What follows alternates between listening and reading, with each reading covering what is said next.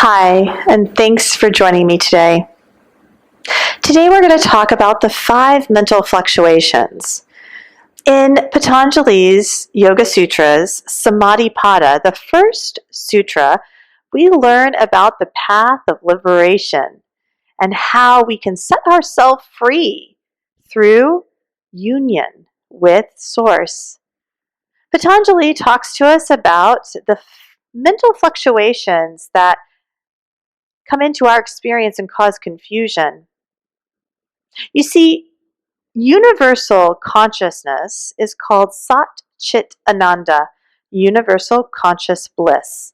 Chit is universal, it's everywhere in everyone. Chitta is individual consciousness. Chitta Vritti means individual conscious fluctuations, and each one of us has our own Chitta Vritti that is predetermined based on our karma and past experiences. Think back to when you were a child.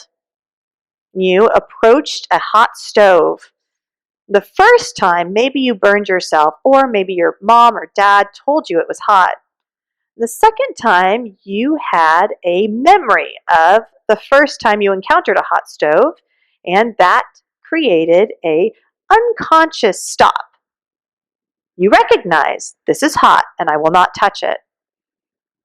It's not so much that the mind judges it as bad or wrong, but it says this is dangerous, stay away. As we grow up, that mechanism that's designed to keep us alive becomes more defined, and it settles in as what we will call the ego. The ego's job is to keep you alive, and most of the ego's job is to perceive things as good or bad.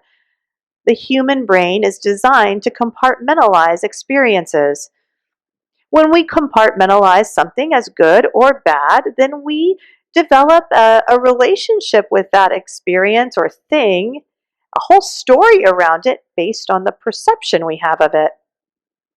Patanjali says that there are only 5 types of individual mental fluctuations. He says that there is truth, perception, verbalization, memory, and sleep. Truth is true, it's universal. We see a tree, we all call it a tree. In one language, it might be a different word than it is in another language, but the understanding and awareness is that it's a tree. A tree in the United States is not a toilet in another country. It's still a tree. Just like a toilet in another country is not a tree in the United States. It's a toilet. It's universal. We all agree that this is what it is. Patanjali says that truth is either inferred, I see smoke, there must be fire, or it's passed from a trusted source. Our perception of the world is based on our experience. If we have a good experience in relation to a particular thing, person, or event, we're going to like that thing, person, or event. If we have a bad experience with an event, a person, or a thing, we're going to judge that as a bad thing. We then develop a story around it. And this is how we learn. Humans learn through story and relationships, archetypes. When we develop the story about the thing we like or we dislike, we reinforce our perception of it. Now, this is where we get confused. Sometimes we misperceive our perception as truth, and this is just not real. It's a misunderstanding. There's been so many things going on in the world lately. So many people have different perceptions of what is happening. Some people perceive things to be good and some people perceive them to be bad. Within every scenario, there's a different perception and a different story around that perception. But none of them are true.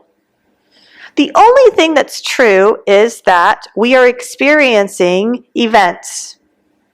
Currently, we're experiencing a pandemic. It is a virus. That is true. For some people, the pandemic has been horrible, and that's a perception based on their experience. For some people, the pandemic has been wonderful. Now, you might say, how is that possible? But it's true.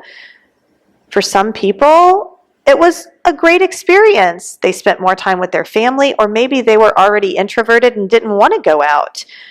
Maybe they got to work from home in their PJs and they thought that was pretty great. But for others, it was perceived as really bad. My husband lost his father to COVID during the pandemic. I understand that it has been hard for a lot of people. When we can see that our perception is directly related to our lived experience, we can have compassion for others, knowing that they're living an experience that we don't understand. My lived experience is not universal. When we learn to work with Chitta Vritti, to identify the things that we're attached to, we are working towards liberation and self-realization. Ultimately, attachment produces suffering, and that suffering makes us feel separate. When we can begin to understand that our attachment to our perception is not universal, we can become more compassionate, loving, and kind both to ourselves and others. Ultimately, it's all a misperception. Anytime we judge ourselves or someone else, it's based on our perception of the world and our lived experiences. Sometimes these lived experiences create perceptions that are misperceptions. They make us feel less than, separate, incomplete, lacking, or flawed. These limiting beliefs and self-judgments perpetuate the suffering and the misperception of separation. As you move through your day-to-day life, notice when you are judging things as good or bad. Notice when you wrap a story around something that you judge. Ask yourself if you know that to be true. Chances are you don't. This one act will help you to find more ease in your day-to-day life and in your relationships.